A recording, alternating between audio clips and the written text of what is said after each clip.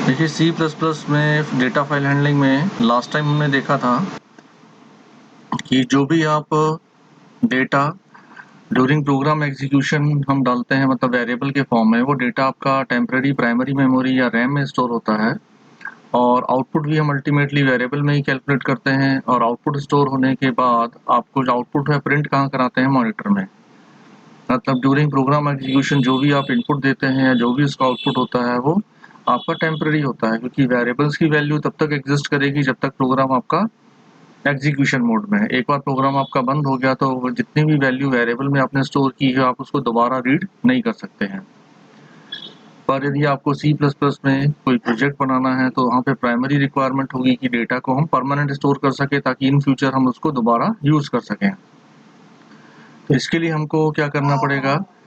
Hard disk में एक file बनानी पड़ेगी और जो भी वैल्यू आप वेरिएबल में डालते हो उसको आपको फाइल में स्टोर करना पड़ेगा। मतलब ये जो डॉटेड रेक्टेंगल बना है ये प्रोग्राम आपका एडिशन है यहाँ पे, और ऐड और हो जाएगा। तो वेरिएबल्स की वैल्यू को हम फाइल में राइट करेंगे और जब भी आपको वैल्यू की जरूरत हो तो फाइल की वैल्यू को रीड करके हम वापस वेरिएबल में डाल के स्क्रीन पे प्रिंट करा सकते हैं। तो यहाँ पे ये जो है आउटपुट मोड कहलाता है, ध्यान दीजिएगा, क्योंकि आउटपुट मोड यहाँ पे जो आउटपुट वर्ड है वो रैम के रेफरेंस में है, क्योंकि रैम से डेटा जा रहा है और फाइल में डेटा राइट हो रहा है, इसलिए क्या कहलाता है? Writing mode. और इनपुट मोड मतलब कि रैम में डेटा आ रहा है इसलिए इनपुट मोड कहलाता है, और फाइल से डेटा रीड हो रहा है इसलिए इसको क्या बोलते हैं? Reading process. तो लास्ट टाइम हमने कुछ इंस्ट्रक्शन देखे थे इसके, फाइल ओपन कैसे करते हैं और फाइल के डिफरेंट डिफरेंट मोड कौन से होते हैं, ये सब हमने लास्ट क्लास में देखा था। अब हम आज इसका पहला प्रोग्राम देखे थे। जैसे कि मैंने लास्ट टाइम भी बताया था कि फाइल को हम यहाँ पे 3 तरह से ऑपरेट करेंगे। पहला पर्पस ये है कि हम सिंगल एक वर्ड को फाइल में राइट करते हैं और उसके बाद उस फाइल की वैल्यू को हम क्या करेंगे? उस फाइल की वैल्यू को वापस दूसरे प्रोग्राम से रीड करेंगे। मतलब कि अभी तक आपने जो प्रोग्राम, यदि किसी प्रोग्राम में आपने कोई नाम एंटर किया है तो उस प्रोग्राम में तो आप उसको रीड करवा सकते हो, पर आप चाहो कि एक दिन मैं फाइल में आके नाम को राइट करूँ और दूसरे दिन आके मैं उसको रीड करूँ, तो ऐसा आपका नॉर्मल प्रोग्रामिंग से पॉसिबल नहीं है, पर फाइल हैंडलिंग के थ्रू हम ऐसा करेंगे। तो एक प्रोग्राम यहाँ बनाया देखिए फाइल राइटिंग के लिए। तो यहाँ पे एडिशनली आपको ये ध्यान देना कि अपने एक हेडर फाइल हमने और इंक्लूड की है जिसका नाम क्या है? fstream.h। आपका जो आउटपुट फाइल स्ट्रीम जो है और इनपुट फाइल स्ट्रीम है, बेसिकली क्या है कि दो क्लासेस यहाँ पे इस हेडर फाइल के अंदर दो क्लासेस अवेलेबल होती हैं। एक का नाम है ऑफ स्ट्रीम और एक का नाम है if stream. Output file stream and input file stream. और इन दोनों क्लासेस के हम डायरेक्टली यहाँ पे क्या बना सकते हैं? ऑब्जेक्ट। क्लासेस उस हेडर फाइल के अंदर है, हम डायरेक्टली इस क्लास का क्या बना सकते हैं यहाँ पे? ऑब्जेक्ट। तो यहाँ पे देखिए सबसे पहले हमने एक वेरिएबल लिया है, वेरिएबल का नाम nm है, which then the ofstream class के एक ऑब्जेक्ट बनाया। नॉर्मली जैसे सी आउट होता है ना, सी आउट वर्ड किस लिए होता है? कंसोल आउटपुट, मतलब कंसोल डिवाइस, मतलब कि कीबोर्ड से कंसोल आउटपुट, मतलब मॉनिटर पे आउटपुट को प्रिंट कराने के लिए। तो यहाँ पे हमने उसका नाम दे दिया है एफ आउट। नाम आप कुछ भी रख सकते हैं, OBJ1 OB AB जो भी देना हो आप दे सकते हैं, पर यहाँ पे हमने नाम दिया है एफ आउट। ठीक है ना, फाइल आउट। इसके बाद हमने क्या किया? एक वेरिएबल में नाम इनपुट कराया, सिंपल। उसके बाद हमने फाइल को ओपन किया। आप चाहें तो फाइल को पहले भी ओपन कर सकते हैं नाम इनपुट कराने के। फाइल को ओपन करने के बाद अब हमने क्या किया है? लिखा है एफ आउट और फिर ये इंसर्शन ऑपरेटर और nm। इसका मतलब क्या है? देखिए जैसे सी आउट का मतलब क्या होता है? सी आउट के साथ जब ये ऑपरेटर लगा के आप कुछ लिखते हैं तो वैल्यू कहाँ जाती है? आपकी मॉनिटर में। तो एफ आउट के साथ हमने इस ऑपरेटर का यूज करके जब हम इस वेरिएबल का नाम लिखेंगे तो ये वैल्यू कहाँ राइट हो जाएगी? आपकी फाइल में। फाइल जो एफ आउट है वो ऑब्जेक्ट है किसका? है ऑफ स्ट्रीम क्लास का, जिसके थ्रू हमने एक फाइल भी ओपन की है जिसका नाम क्या है? data.txt। By default text file ही बनेगी, आप चाहें तो इसका नाम कुछ और भी दे सकते हैं। और नाम को राइट करके हमने क्या किया है? फाइल को बंद कर दिया है और एक मैसेज प्रिंट करा दिया है, फाइल क्रिएटेड। तो इतना करने से क्या होगा? आप जो भी नाम इनपुट करेंगे वो data.txt नाम की आपकी एक फाइल ओपन होगी। बाय डिफॉल्ट हमने यहाँ पे कोई पाथ नहीं दिया है। पाथ नहीं दिया है इसका मतलब क्या हुआ कि ये जो फाइल है आपकी बाय डिफॉल्ट लोकेशन जो होगी वहीं पे राइट होगी। आपको यदि कोई और लोकेशन में किसी पर्टिकुलर ड्राइव में या किसी पर्टिकुलर फोल्डर में अगर है आपको फाइल को सेव करना है तो आप यहाँ पे पूरा पाथ दे सकते हैं। ठीक है, इसके बाद हमने एक दूसरा प्रोग्राम बनाया है। दूसरा प्रोग्राम बनाया है रीडिंग पर्पज़ के लिए। यहाँ पे मैंने हेडर फाइल fstream यूज़ की है, एक वेरिएबल लिया और वेरिएबल लेने के बाद हमने वेरिएबल का नाम यहाँ पे क्या दे दिया, fin। जैसे सी आउट सी इन होता है वैसे हमने यहाँ पे f out और fin नाम के ऑब्जेक्ट का यूज़ किया है। फिर स्क्रीन क्लियर करने के बाद इनपुट मोड में हमने फाइल ओपन की। अब फाइल ओपन करने के बाद हमारा पहला पर्पस क्या है कि फाइल से वैल्यू को रीड करना। तो जैसे सी इन वेरिएबल नेम लिखा होता है, तो सी इन वेरिएबल नेम का मतलब क्या है, जो भी वैल्यू इनपुट करें वो वेरिएबल में जाए। तो एफ इन एन एम से का मतलब क्या होगा कि फाइल से वैल्यू रीड होके कहाँ जाएगी, एन एम वेरिएबल में, और हम उस वेरिएबल को यहाँ पे प्रिंट करवा सकते हैं और इसके बाद हम कर सकते हैं फाइल को क्लोज। तो ये दोनों प्रोग्राम हैं, इनको एक बार चला के बताता हूँ आपको।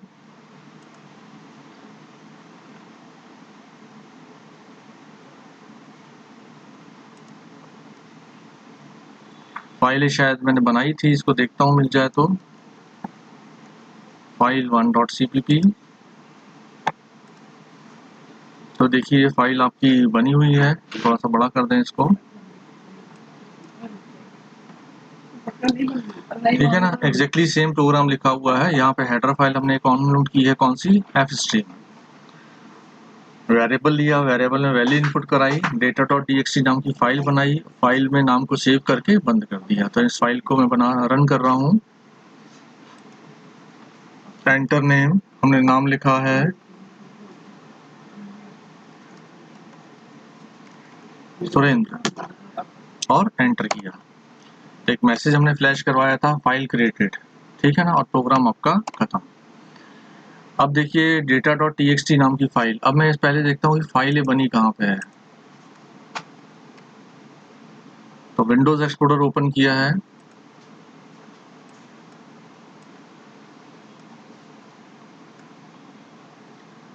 विंडो एक्सप्लोरर में सी जहाँ स्टोर है वहाँ चलते हैं, C drive, turbo C4, TC, bin, है ना, यहाँ से C++ रन हो रहा है। तो यहाँ पे आपको फाइल मिलनी चाहिए data.txt। सॉरी, ये तो अपना कोड ब्लॉक है ना, कोड ब्लॉक का फोल्डर दूसरा होगा। तो मैं एक बार फाइल की लोकेशन चेक कर लेता हूँ, फाइल कहाँ पे हमने ये बनाई है। सेव एज, ये फोल्डर है यूजर HP डॉक्यूमेंट्स माई प्रो।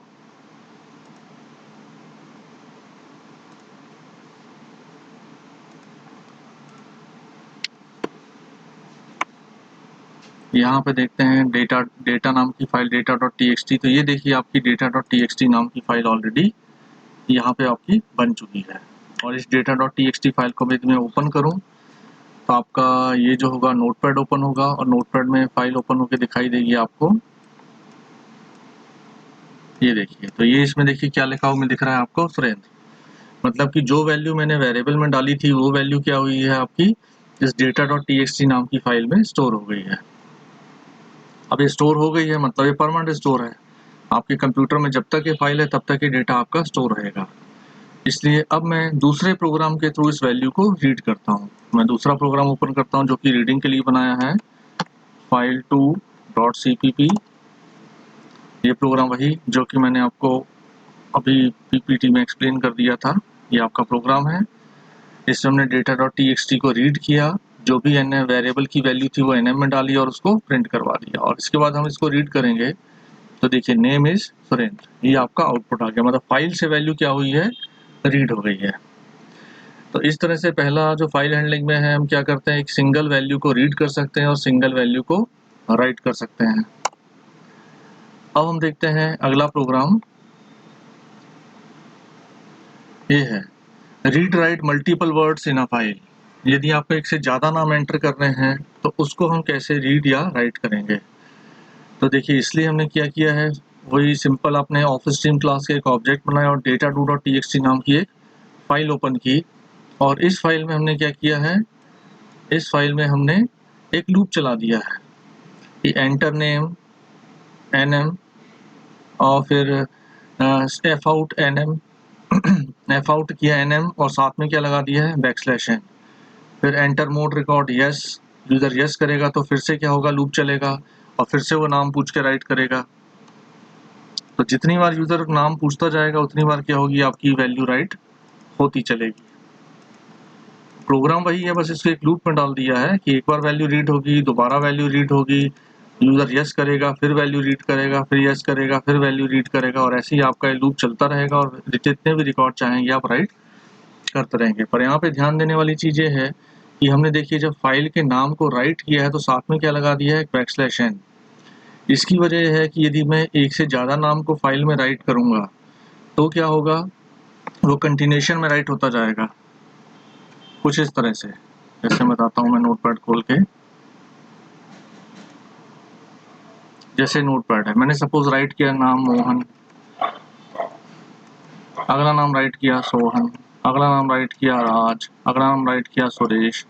तो इस तरह से आपके नाम राइट हो जाएंगे। तो इस तरह से नाम राइट होने में क्या होगा कि जब वो रीड करेगा तो रीड करने में वो डिफ्रेंशिएट कैसे करेगा कि कौन सा जो नाम है कहाँ से स्टार्ट है और कहाँ पे खत्म है, क्योंकि बीच में कोई आपका सेपरेटर तो लगा ही नहीं है। तो इसलिए हमको हर नाम को राइट करने के बाद कोई एक स्केप सीक्वेंस लगाना पड़ता। आप चाहें तो \t लगा सकते हैं, चाहें तो \n। एक स्पेशल सिंबल यहाँ पे इंसर्ट होता जाएगा, तब ये आपके नाम जो होंगे वो क्या होंगे, सेपरेट दिखते रहेंगे। मैं इसको राइट करके ही बताऊंगा। और दूसरा प्रोग्राम बनाया है किसका, आपका रीडिंग का।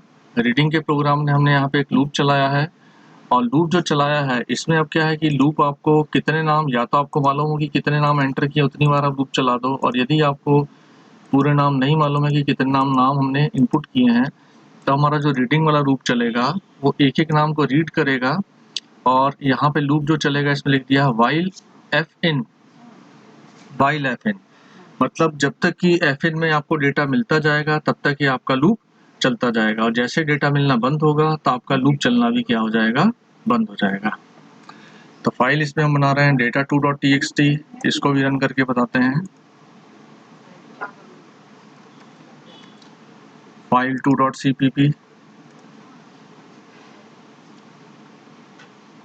फाइल 2 तो ऑलरेडी थी हमारे पास, फाइल 3 देखना पड़ेगा, फाइल 3.cpp।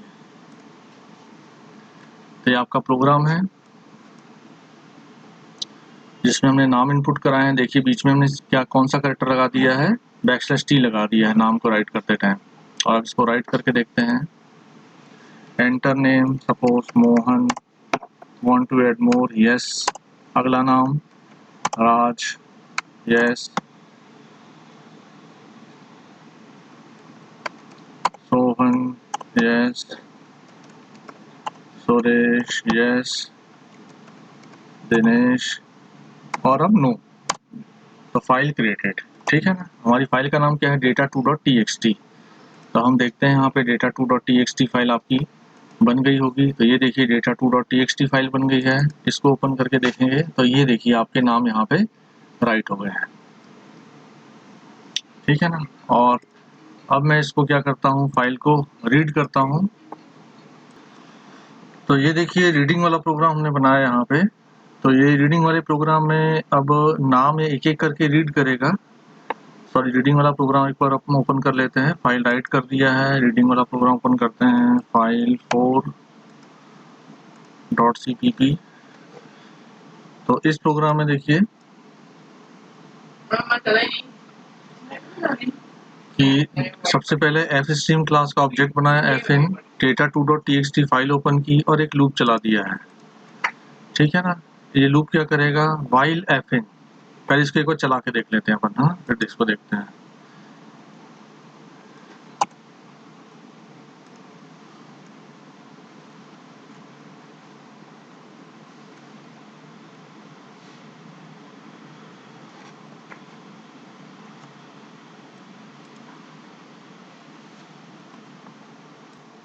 तो ये देखिए प्रोग्राम आपका बना है। तो इसमें हमने data.data2.txt फाइल को ओपन किया और नेम को रीड किया, और फिर लूप चला, आपका नेम की वैल्यू प्रिंट होगी, फिर फाइल को ये fn.nm जो होगा नेक्स्ट नाम को रीड करेगा। और while fn मीन्स क्या है कि while fn is equal to true, मतलब यदि fn से कुछ डेटा मिल गया तो फिर से लूप चलेगा, फिर नाम को प्रिंट करेगा, फिर अगले नाम को रीड करेगा, डेटा मिल गया तभी लूप चलेगा, नाम को प्रिंट करेगा, अगले नाम को प्रिंट करेगा, और ऐसे लूप चलता रहेगा जब तक आपके नाम मिलते जाएंगे। और आप इस प्रोग्राम को चला के देखेंगे तो आपका आउटपुट आ जाएगा कुछ इस तरह से। तो देखिए जो नाम हमने इनपुट किए थे वो नाम आपके क्या हो गए, पांचों के पांचों प्रिंट हो गए हैं। तो ये हमने दो मेथड देखी जिसमें कि हमने क्या किया है, पहले एक सिंगल नाम इनपुट किया है और दूसरी उसके बाद क्या किया हमने, अलग अलग नाम मतलब नाम जो है वो कई सारे नाम एक साथ इनपुट करके प्रिंट किए हैं। इसके बाद हम प्रोग्राम देखते हैं स्ट्रीम राइट करने के लिए। इसके लिए आपको दो फंक्शन यूज करने पड़ेंगे, fout ऑब्जेक्ट के साथ डॉट पुट करेक्टर और fin dot gate character. Stream मतलब बेसिकली यहाँ हम बात कर रहे हैं कि हम सिंगल करेक्टर को, यहाँ पे अभी हमने क्या किया, देखिए एक पूरा नाम या एक पूरा वर्ड इनपुट किया है, यहाँ पे हम सिंगल करेक्टर की बात कर रहे हैं। मतलब आप एक एक करेक्टर कीबोर्ड से टाइप करते जाएंगे, वो करेक्टर सीधा वेरिएबल में एक्सेप्ट होगा और साथ साथ क्या होता जाएगा, फाइल में राइट होता जाएगा। तो एक जैसे पैराग्राफ हो गया, तो पैराग्राफ जो है वो आपका एक वर्ड नहीं कहलाएगा, है ना, वो क्या कहलाएगा, स्ट्रीम ऑफ कैरेक्टर्स। तो आप जैसे से टाइप करते जाएंगे वो पूरा डेटा वेरिएबल में एक्सेप्ट करके इमीडिएटली क्या होता जाएगा, फाइल में राइट होता जाएगा। तो ये राइट करने के लिए पुट फंक्शन यूज होगा और रीड करने के लिए आपका फंक्शन यूज होगा गेट।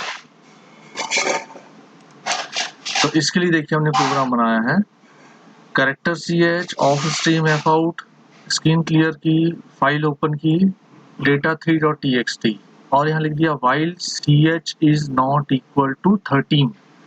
13 एक्चुअली में अस्काई कोड होता है किसका, एंटर की का। मतलब ये आपका जो है लूप तब तक चलता रहेगा जब तक आप एंटर की प्रेस नहीं कर देते। और इसके बाद क्या होगा, गेट चे का हमने यूज किया है। गेट चे का आपको फंक्शन याद होगा। गेट चे बेसिकली क्या करता है, जैसे ही आप कैरेक्टर टाइप करते हैं वो कैरेक्टर को इमीडिएट एक्सेप्ट करके कहाँ डाल देगा, ch में डाल देगा विदाउट प्रेसिंग एंटर, ठीक है। और fout.put फंक्शन क्या करेगा, ch की वैल्यू को फाइल में राइट कर देगा। मतलब आपने जैसे हेलो टाइप करना, आपने जैसे टाइप किया h टाइप होगा, इमीडिएटली वो ch में डालेगा और फाइल में राइट हो जाएगा। फिर e, फिर l o, तो इमीडिएट पूरे कैरेक्टर रीड होते जाएंगे और आपके फाइल में क्या होंगे, वो पैराग्राफ के फॉर्म में राइट होते जाएंगे। और लूप आपका टर्मिनेट कब होगा, जब हम प्रेस करेंगे एंटर। और रीडिंग के लिए जो प्रोग्राम चला है उसमें हमने लिखा है data3 फाइल को इनपुट मोड में ओपन किया और यहाँ लिख दिया कि while not fin dot eof basically क्या है कि एंड ऑफ फाइल होता है। एंड ऑफ फाइल मतलब कभी भी कोई फाइल को आप जब राइट करके क्लोज करते हैं तो उसके लास्ट में एक स्पेशल कैरेक्टर लग जाता है जो कि आपका कहलाता है एंड ऑफ फाइल। तो एंड ऑफ फाइल eof एक फंक्शन है एफ स्ट्रीम क्लास का, जो कि बेसिकली बताता है कि एंड ऑफ फाइल आया है कि नहीं आया है। तो ये लूप तब तक चलेगा जब तक कि फाइल का एंड नहीं हो जाता है। और यहाँ पे क्या होगा, लूप जब चलेगा तो fin डॉट गेट ch मतलब फाइल से कैरेक्टर को रीड करेगा और सी आउट क्या कर देगा, उसको राइट। फिर फाइल से कैरेक्टर रीड करेगा, सी आउट क्या करेगा, उसको राइट। तो आपका ये इस तरह से लूप चलता जाएगा और पूरा पैराग्राफ जो होगा आपका स्क्रीन के ऊपर प्रिंट हो जाएगा। तो इसको भी हम चला के देखते हैं। फाइल 5 होना चाहिए, ये फाइल 5।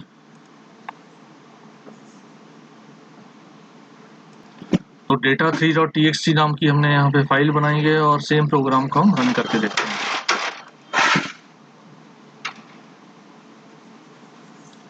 देखिए आ गया है, मैं कैरेक्टर टाइप करना शुरू कर रहा हूँ। Hello how are you, welcome to the class. और इतना लिखने के बाद हमने क्या किया, एंटर। जैसे एंटर किया आपकी क्या हुई, प्रोसेस टर्मिनेट हो गई। और प्रोसेस टर्मिनेट हो गई मतलब डेटा फाइल में राइट हो गया होगा। तो हमने क्या लिखा था, hello how are you welcome to the class. तो मैं यहाँ पे फिर से एक्सप्लोरर खोल के फाइल को देखता हूँ, यहाँ पे क्या हुआ देखिए, data3.txt बन गई है। इसको ओपन करके देखिए तो आपका देखिए पूरा जो टेक्स्ट है वहाँ पे राइट हो गया। और अब मेरे को इसको क्या करना है, रीड करना है। तो अब इसको रीड करना है तो मैं क्या बना रहा हूँ, फिर से फाइल 6.tcpp फाइल है, इसको ओपन करते हैं। और इसको ओपन करने के बाद हम यहाँ पे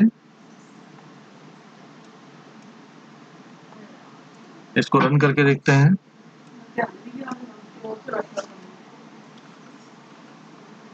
ठीक है ना, data3.txt फाइल ही है, इसको रन करके देखा, गेट ch फंक्शन में एरर आ रही है।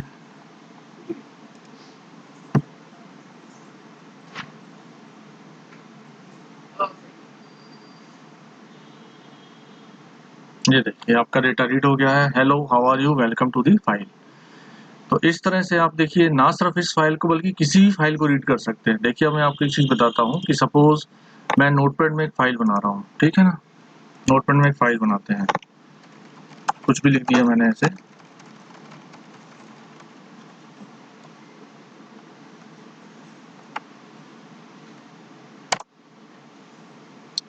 फाइल को सेव कर दे रहे हैं। सेव हम कहाँ करेंगे? सेव उसी लोकेशन पे करेंगे जहाँ पे ये फाइल थी हमारी। लोकेशन में यहाँ से कॉपी कर लेता हूँ। फाइल का नाम मैं दे दे रहा हूँ ट्राई। तो try.txt नाम की आपकी एक फाइल बन जाएगी, ठीक है ना। try.txt नाम की एक फाइल बन गई। तो अब मैं यहाँ पे इसी प्रोग्राम से उसको रीड करने की कोशिश करता हूँ, try.txt, क्योंकि रीडिंग वाला प्रोग्राम है। तो हमने जो टेक्स्ट फाइल प्रोग्राम के थ्रू बनाई थी उसको रीड करेगा, तो किसी ऑलरेडी बनी हुई टेक्स्ट फाइल को भी तो रीड करना चाहिए ना। तो अब इसको रीड करके देखते हैं, देखिए क्या होता है।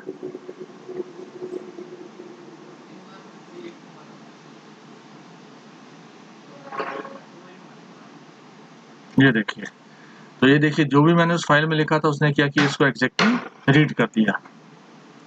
तो मतलब ये कहने का कि जो रीडिंग वाला प्रोग्राम है वो आप किसी भी फाइल के ऊपर अप्लाई कर सकते हो। प्रोग्राम के थ्रू जो हमने फाइल बनाई है उसके ऊपर भी और ऑलरेडी फाइल जो है उसके ऊपर भी। क्योंकि कई बार जैसे कोड बीटा के एग्जामिनेशन वगैरह होते हैं, उसमें क्या है कि इनपुट जो होगा वो फाइल में ऑलरेडी दिया होता है। मतलब प्रोग्राम से आपको वैल्यू इनपुट नहीं कराते हैं, और एक आपको टेक्स्ट फाइल या एक डेट फाइल दे देंगे जहाँ पे आपके प्रोग्राम में जो भी इनपुट होगा वो होगा। आपको प्रोग्राम बनाना होगा, और प्रोग्राम में सबसे पहले क्या करना पड़ेगा, उस फाइल से डेटा को रीड करना पड़ेगा और उसको आगे प्रोसेस करना पड़ेगा। तो डायरेक्टली आप रीडिंग वाला प्रोग्राम भी चला सकते हैं किसी भी बनी हुई टेक्स्ट फाइल के ऊपर। तो ये आपके आज हमने क्लास में दो चीज़ें देख ली हैं, वर्ड राइट करना, मल्टीपल वर्ड राइट करना और स्ट्रीम को राइट करना। अब हमारा नेक्स्ट क्लास जो रहेगी और इसकी लास्ट क्लास रहेगी, उसमें हम देखेंगे कि हम रिकॉर्ड को कैसे राइट करते हैं। मतलब एक एक करके रिकॉर्ड जो होंगे डेटाबेस जैसे, उसको हम कैसे फाइल से राइट करेंगे।